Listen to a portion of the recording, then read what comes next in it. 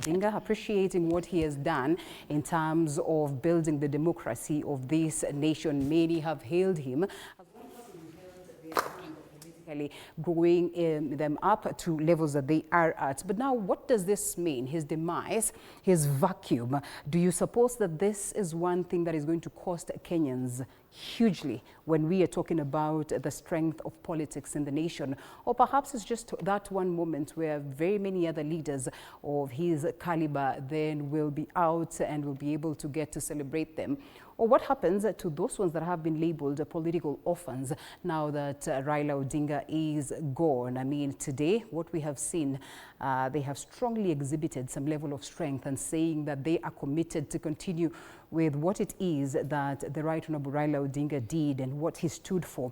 But just how capable are they? Are they going to be able to, stand this test of time? That is what we try to unpack shortly as we continue to commemorate the life of Raila Odinga. Tomorrow, the country appreciates and celebrates Mashujaa Day. And many would want to say that he should be that one Shujaa that we celebrate as a nation. And indeed, it is a time for mourning. But again, we have to say, done with Raila, done, of course, an era, end of an era. And we now get to a new phase of politics in the nation. We have seen very many great leaders, who have left their nations, have left their countries, have left this particular country. And, the country, as always, we say, is bigger than an individual. And therefore, this is the moment where we get to understand just how do we soldier on in making sure that we, appreciate as well as we continue with the great work, or even the negative ones, depending on what side of the coin you stand in terms of what Raila Odinga did for the nation. So that's basically what we'll be doing. And as I have said, in a bit, I get to introduce my guests who will ably help us, just get to see what the conversations were like today. And just speaking from the political rhetorics, if you'd want to call them, we just speak from the speeches that we witnessed today as to what the nation feels as to, the growth of politics moving forward. We'll be featuring the question of ODM, which is something that has been highlighted, hugely during the service today. We'll definitely look at the politics of the nation at large. We'll be looking at the politics of Nyanza, the Luo nation, if you'd want to call it. We definitely take a look at the politics of the Oginga family, the Oginga clan, the Raila Odinga family in particular, and a couple of many others. Those who have worked with Raila Odinga, many say that he picked them when they were very young. And what does it mean for them now that Baba is no more? Let's take a look at what has played out in the course of the day, even as we get to this conversation. We must be united. ODM must be united. And it must be strong. And if it is not strong,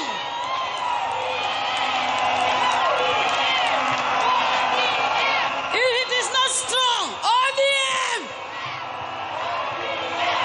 ODM! ODM! ODM! ODM! ODM!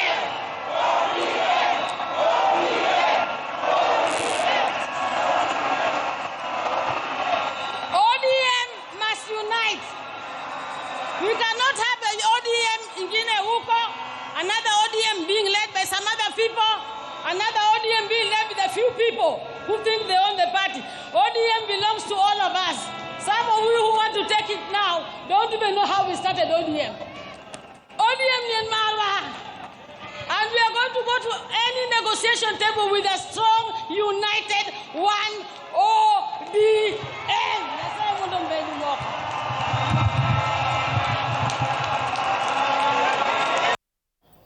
All right, so that is one of the things that we talk about. As earlier mentioned, the Secretary General of DNA Party, Dr. Barack Muluka, joins us this evening. Dr. thank you so much for creating time. I call you the Secretary General of DNA Party, because then we discuss politics this evening, and largely because of, the gap that has been left with Raila Odinga. You want to say something before I introduce you? Yes, I believe I'm here as a public intellectual. Yeah, yes, you are. Than partisan Secretary General of a party. Yeah.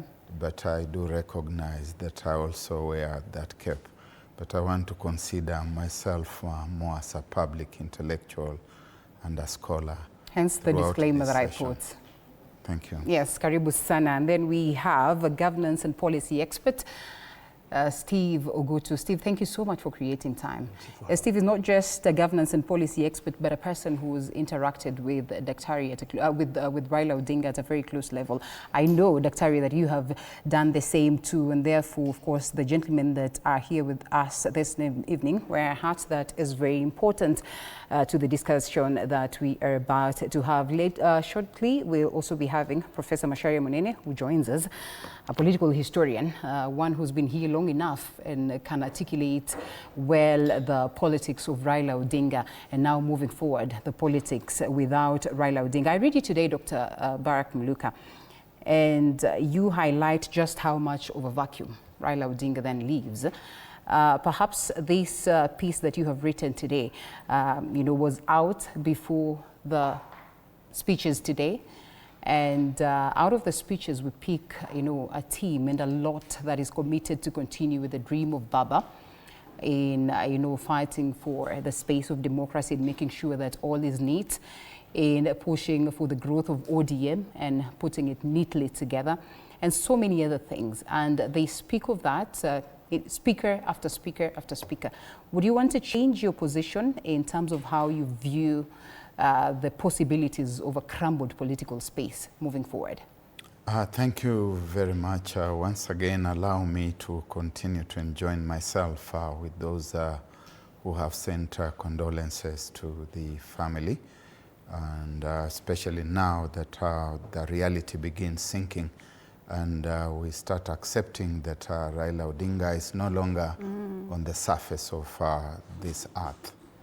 That said and done, I believe that I thought through everything that I said in the newspapers this morning, and everything that I have said in tomorrow's paper, both of which were written before the activities that took place in Siaya today, and which therefore are a kind of a prognosis of what I believe is coming to happen, what is coming to birth.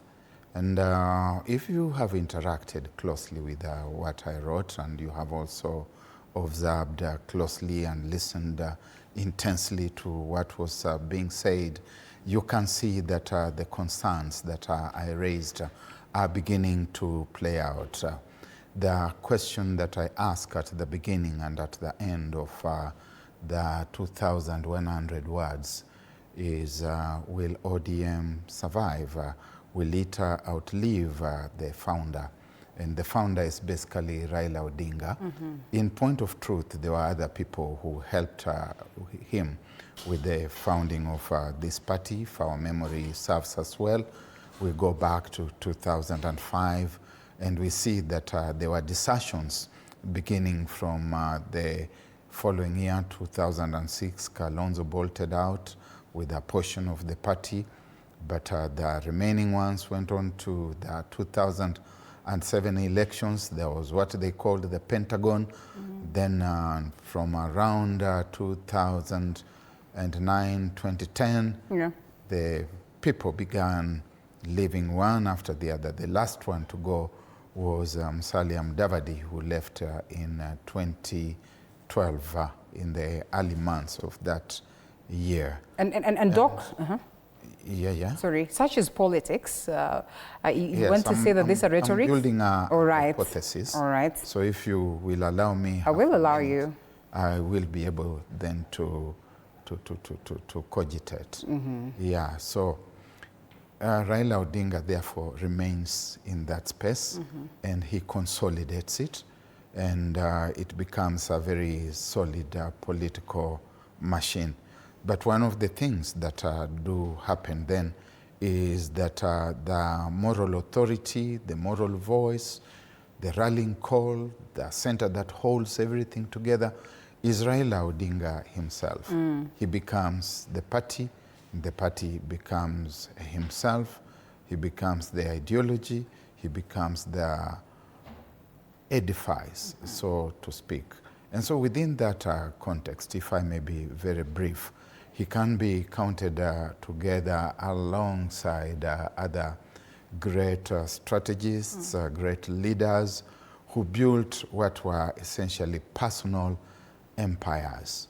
And we can dig into the pages of history, African history for that matter. We can see the strong, very outstanding leaders like Shaka Zulu, like Mzilikazi of Dandebele, like Samori Ture of the Mandinka Dula, like Mansa Musa, and many others in history.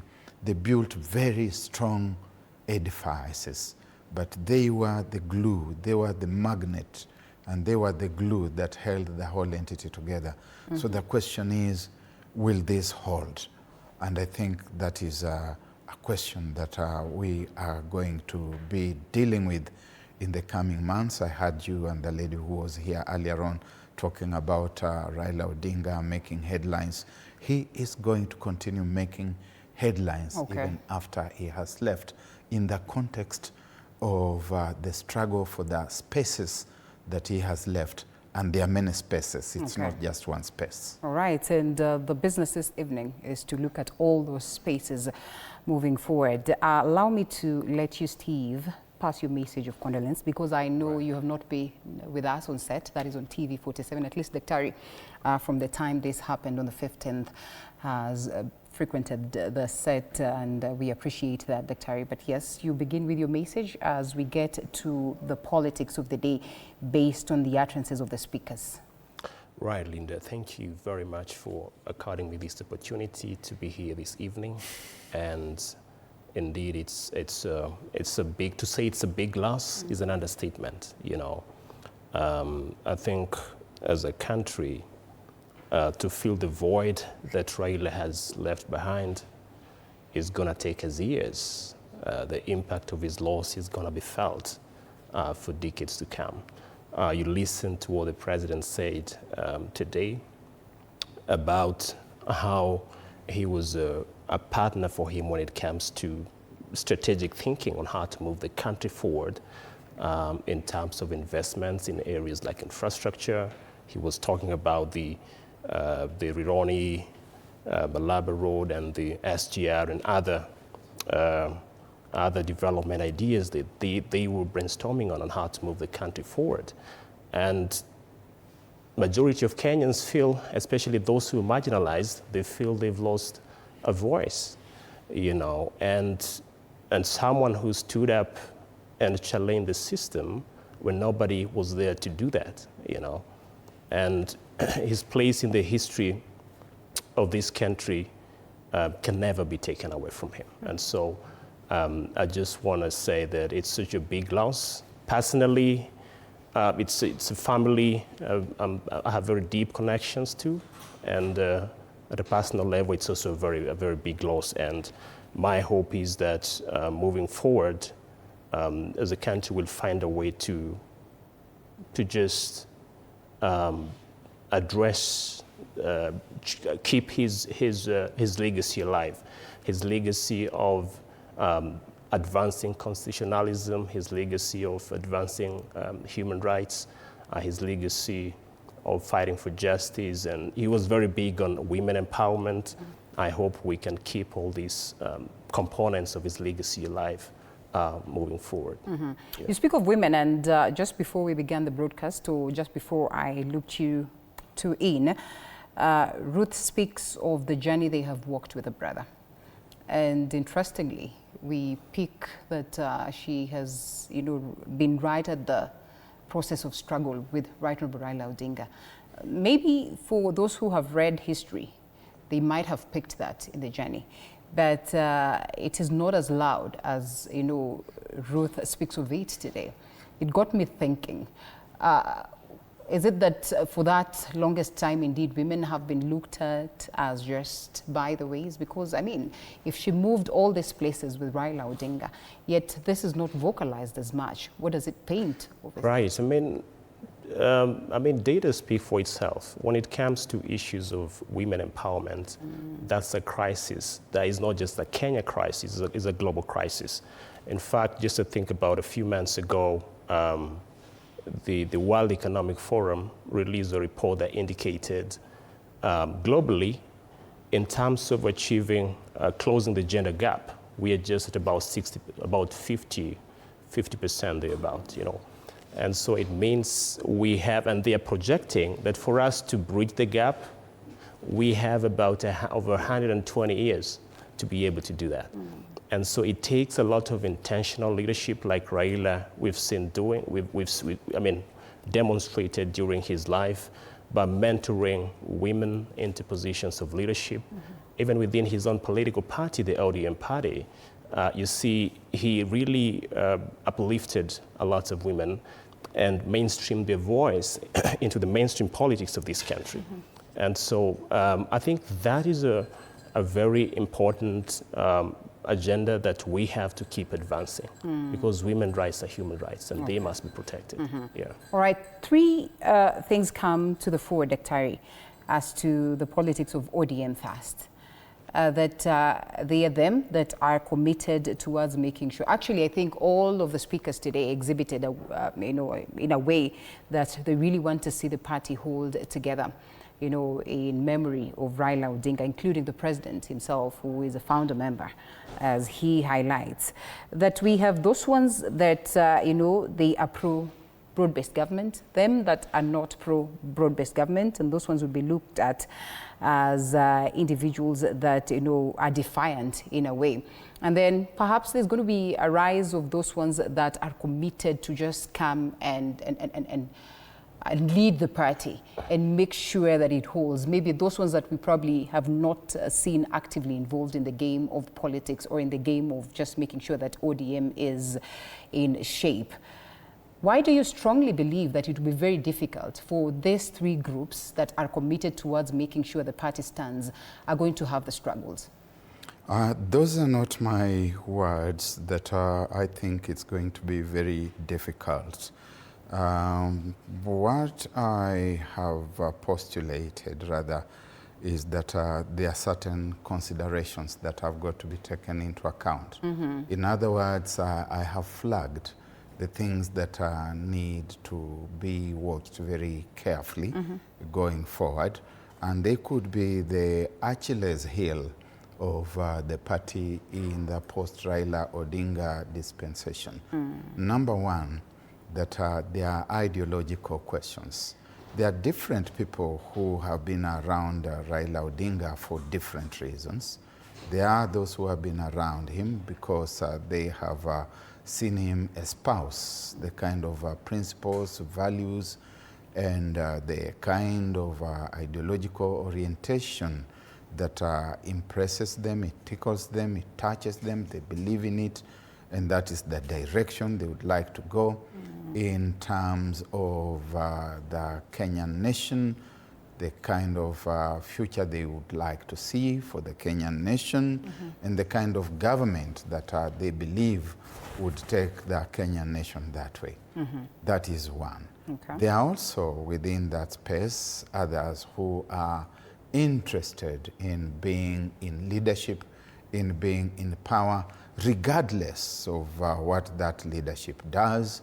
They are satisfied to be on the bandwagon. And I can give you a very quick example. I listened to Ali Hassan Joho this morning, minister in charge of mining and blue economy. And I listened to him from the beginning to the end. Not a single public-spirited word did he say. He said that he was thanking and celebrating Raila Odinga because when he first developed passion and ambition, I think that was the word, when he developed ambition for leadership, it was Raila Odinga who held his hand and who helped him to win a seat in Kenyan coast and helped him later on to get to the cabinet, helped him to become a governor, and has helped him now he's a minister. his vision, if vision it be called, is very insular. It is around him. It is not anything to do with the public. And you saw one person after the other talking about how they had been helped to ascend, to climb. Now, that is not the kind of thing that those who are ideologically oriented would celebrate. Mm-hmm. Those who are ideologically oriented would be looking at his politics and how those politics have impacted the public, and they would want to hope that that carries on into the future. Mm. So when we talk about, therefore, continuity or succession, or when we talk about Raila's orphans, we have got to distinguish between the ideological orphans and the hangers-on, those who are swinging from his coattails. And those who are swinging from his coattails will follow anything that moves, so long as that something that moves seems to promise to take them to the destination that they want.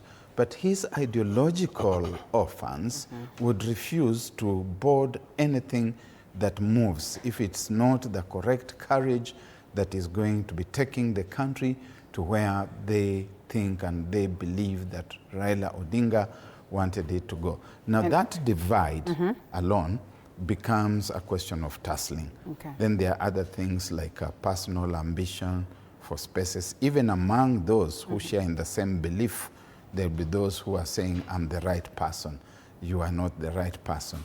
And then there are generational issues, newer generations who are going to be saying, you people give us space. There will be older generations saying, we are more seasoned, we are more experienced.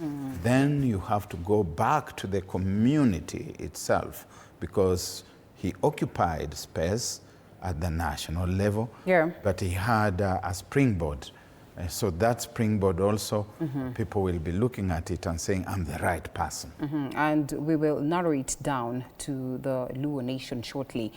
But still on the same note, Steve, we have listened to all these individuals. Perhaps we should listen to one of them, and then we come back, pick it up from what Daktari says. Junet Mohammed. Kama yeye. Sherehe ya mwisho tulikuwa naye na baba, tulikuwa na parliamentary group hapo Mombasa Road. Mimi niliwasanya wabunge wote kama kiongozi yao. Baba alituongelesha pale kwa dhati. And he was very clear that day. It's one of the strongest speech he has made for the time I've known him. Ameongea, amesema tutunze chama chetu cha ODM na tukae imara na tukae united. On the other hand, because we were supposed to do a resolution baada ya hiyo mkutano ya PG, wale wameona TV siku hiyo, mimi nimesema resolution ya hii mkutano refer to Baba's speech. Come, if you are in doubt of anything, refer to Baba's speech. Another thing he told us, lazima tukae katika serikali ya broad base. It's on record. Wale wanasikia, wasikie, wale wako na macho, waone. Ya mwisho, Baba loved peace. Unajua, mara mingi Baba makes very serious, important, fundamental, monumental decisions for the country. Lakini saa ingine is not popular. Sasa zingine watu wanalaumu wengine, unaona hii maneno Baba amefanya, yule Msomali kutoka Migori ndio anahusika naye. Na mimi hata sina habari, I'm just loyal implementing what Baba has said kama fundi. Thank you. Lakini ikifika jioni Baba ananipigia simu anasema, kijana yangu usiwe na wasiwasi, in every flock there must be a black sheep. Sasa wewe ndio black sheep ya ODM. Wewe beba tu hii mzigo, tutasonga mbele pamoja. Thank you. So kwa hayo machache nataka kumalizia kwa kusema ya kwamba ODM party, we will hold it high, we will keep it strong. ODM in 2027, it will either form the government or it will be in a coalition that forms government. But it will not be in a coalition that has been abusing Baba when he was alive. Haitakuwa hapo. Unajua, saa hii wanasema sisi ni political offense ya Baba. Wale pia walikuwa wanatumia siasa yao ya kujijenga kwa kutusi Baba, na kufanya baba kama boogeyman. Hawa pia wamekwisha sasa. Sijui watatusi nani. Asanteni sana, Mungu awabariki. Kuna wenzangu hapa Kimani. Okay, the last bits of his speech, but also earlier on he had highlighted just how much he's benefited, or his political career has been grown, you know, with him working together with Baba, working with Baba. And many speakers actually, and before I even come to you, allow me to acknowledge the presence of a professor. We had introduced you earlier on, Professor Macharia Munene. Thank you so much for creating time, political historian, and the conversation this evening is largely on what way forward, especially on the question of politics in the nation and the different quarters that Raila lives there. But Steve, many are talking about, you know, just how Baba held their hand. And it surprises me because at some point in time, not long ago, Baba has been castigated, you know, for always wanting to run the show, to be that one individual that has not nurtured somebody who would take over from him. I mean, if all these individuals are going to come and say that he has done this, and that's why I am this far politically, could it be true that what Daktari highlights then is that a majority of them were focused on their own interests as opposed to the national interests, hence the difficulty of picking one that would be good enough to match the shoes of Baba? Right. I think Baba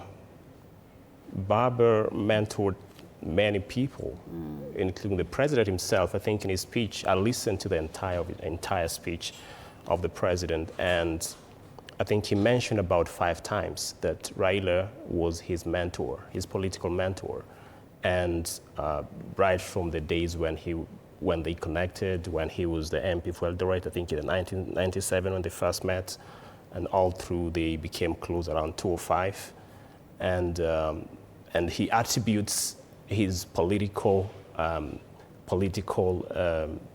acumen to Raila Odinga. And I think that let's give it to him, you know. And it's true that he's a person who's driven by ideologies, and very deep ideologies. He's such a Pan-Africanist. He's someone who, you know, did what he felt was good for Kenya.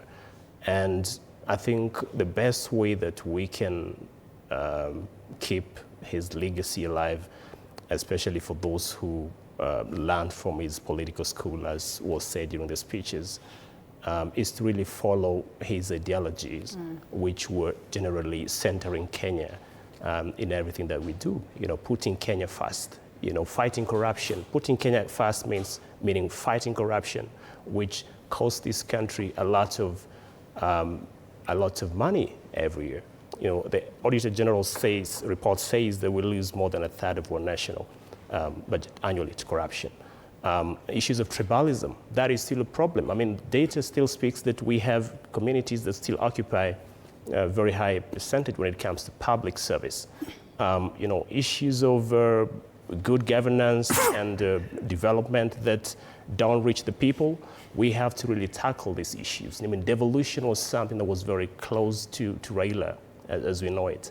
In fact, he's touted as the father of devolution, you know, and we're seeing how devolution seems not to receive the attention it needs to receive. We need to see more funds going to counties because that is where the people are. Let's empower counties to deliver these services that are devolved under the schedule of our constitution, health, agriculture, so that people stay healthy and become economically empowered to lead decent lives. You know, Steve, until then, until where, and maybe I should throw this to Prof, in a bid to welcome him, until we get to a point where we have the structures right, the systems right, and I'm not saying that they aren't there, but many argue that perhaps they're not as right as what you would see in the United States, such that it would not really matter who comes on board.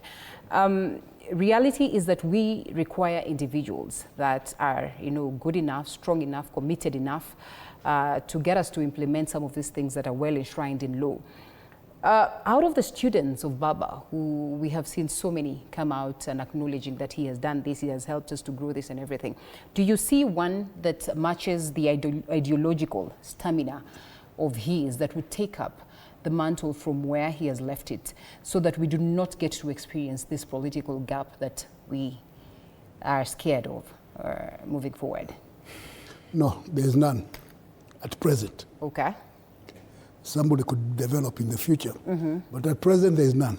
Is it because Baba did not do well in training them, in teaching them? Well, that has been a debate as to whether he trained anybody or did not train anybody. Okay. There was a time when there was a nice joke. People complained that Raila has really not brought anybody. And then some joker would say, what about Baba Owino? Because he looks like a smaller version of Raila in earlier days. We don't know whether there is any color. No, Raila was unique in his own way. He was first and foremost a politician. And their political expediency played a big part in it. What we witnessed today in that interesting funeral entertainment was a civil war in ODM. Okay. So if they are fighting already, and before the man had not been put into the grave yet, and they were there fighting, we could see it. It raised a real doubt about whatever is going on. Now, at present, there is no one who is close to him in terms of acceptability. He was unique in the sense that people loved him. They thought he was a demigod or a small god, and he could never be wrong on anything. That's one group. On the other side, they said, this man is something else. So he aroused a lot of emotions. And sometimes when emotions are playing, reason gets out of the window. And that he had something to do with that kind of thing. I believe there are two periods that one can look at when looking at Raila. There is a period before 1994-95, when he was under the shadow of Jaramogi. He did not feature. Of course, there were stories that he was involved in this, or he went to jail, but he was still under the shadow of who? Jaramogi. After that, he really went out of his way to make himself indispensable. And it did not matter what the occasion is, the environment, he found a way of getting into the government. Every time. He would create some commotion, and in the process, then he ends up, they go looking for him, because you'd rather have him on your side doing something on the other side, rather than being on the other side doing something on you. And I think it's President Uhuru who said that, implied it, that all he wanted was peace. And the only way to have peace is to have Raila on your side. So that ability to make himself indispensable, not many people have it. And I don't see anybody right now who can do that, the same thing. As to ideology, well, it's a good thing to talk about. But the way it should be looked at, this man is just a politician. And he has a political objective. He will sacrifice anybody to get there. And he will clothe his political thing in some ideological jargons for the moment, as it fits. So we see him as mainly as a politician who ended up being very successful in being in government, even when he loses elections. All right. And I am speaking to lecturers this evening. Every of you has been in class, training, teaching students. And in most cases, we're told that, or we have seen students who end up being better, a better version of their lecturers, of their teachers, of their trainers, great proteges. Why is it that out of all these individuals that speak of having been brought, up and walked the journey of their growth politically with Baba, out of all this, we still are talking about a scenario where none of them can fit this? It's premature to reach that kind of conclusion. And I think that Professor Macharia Munene's argument kills itself. He starts very well by defining two phases within which we should try to appreciate and understand Raila Odinga. And he says correctly that there's the period before the 1994-1996 when Raila Odinga operated under the shadow of his father. And post the passing on of his father, Jaramogi Oginga Odinga, then Raila Odinga starts getting out of that shadow and he occupies a space. I think the same hypothesis can apply to those who have operated in his shadow, that the season of coming to birth is now, it is arriving. Okay. And the civil war that he speaks of, and which I agree with him on, is going then to define those kinds of persons. Raila Odinga fought for space at the national level. He wrestled, he did the initial sparring with someone who was called Wanguhu Nganga before the split of the original Ford. Before we got Ford Kenya and Ford Asili, there was one forum for restoration of democracy, which was star-studded with the people like Ken Matiba, people like Charles Rubia, people like Jaramogi Oginga Odinga, Masinde Muliro was there, even lesser stars that would eventually come out and bring out their light. So there are young people there whom I think we should be saying, watch that one, watch this one here, watch Babu Owino. Let us not ridicule him. To define himself and to get into that space, he has obviously come from a point of origin where there are many others within that peerage. When we look at Edwin Sifuna, who is taking some very principled stance, and he's able to come out and speak for himself very lucidly, we should start recognizing that here is a potential leader. Let us see how he performs within that arena in the coming days.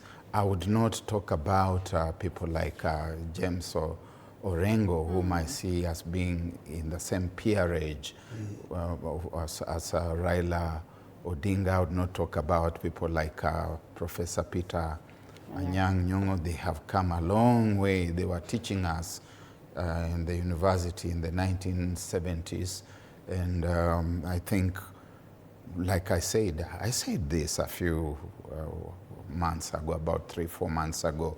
I said of Raila Odinga that he was going to be appreciated a lot more in terms of what he had done in the past rather than what he was going to do in the future. And I can say the same for people like Jim Orengo, Professor Peter Anyang' Nyong'o, that they are people to be celebrated a lot more for what they have already done than what they are going to do in the future. On the other hand, people like Babu Owino, Kaliba Misi, Edwin Sifuna are possibly to be appreciated for what they are likely to be doing in the coming days. And that space is now opening up for the possibility that they could come to the center stage. Finally, ideology.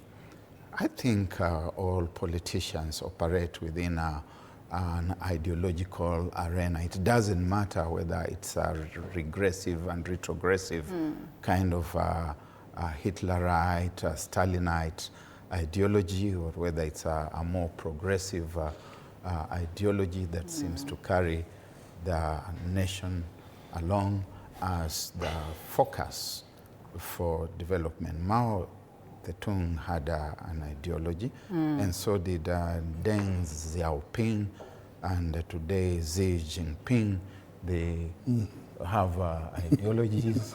Yes. He believes in himself. I know, Prof, you want to come in and pick it up from what Daktari says. Steve, I'll be coming to you to get to understand whether it is time for the young cats, or the youth, so to speak, the ones that Daktari mentions or talks about, right, and just what it will take for them to make sure that they're strategic enough so that they're not carried away with the wind. Right. Because we also have seen those that have come out and they were quite promising. Right. But they are those that you would consider to have died on arrival. So before you come in on that, Prof, is it really okay, or is it true that perhaps it could be over and done for the likes of Orengo? Because listening to him today, it almost felt like it is now that moment for him to claim his birthright, that as many would have argued, Odinga would have preferred him. But, he was kind enough to let it for Raila Odinga to do what it is that he did. Could it be his time to now again show the prowess that, a very strong individual in the country once believed in? See, Orengo is not new to this kind of thing, because he has a habit of rising to the occasion. Yes. You remember when Jaramogi died at his funeral, he made a speech that people say, wow. But is that not what we like? Political charisma and all that. But you see, the problem with Orengo, just like Anyang', they would like to be independent. Okay. But they had a problem with Raila, because he overshadowed them. In 1997, and you remember? Yes, I do. Orengo and Anyang' did not support Raila. They supported Charity Ngilu. Okay. And then they lost their positions. Orengo survived. Orengo survived, and Nyong'o fell. Okay. And but he was nominated. The Ngilu nominated him. Okay, so he failed until he was nominated. So what I'm saying is that you go against Raila, you are going against a very heavy wall. And by the time you change your position, you have felt it. Okay. So when these people change their position, they stop being Ngilu people. And they became Raila people. Ngilu herself became also a Raila person. Gentlemen, I want us to come back on that note. Prof, I'm coming back on that note. Yeah. I see it is already 9. It's important that we look at the stories that have made headlines today out of the events, and then we come back to you and Prof. Now,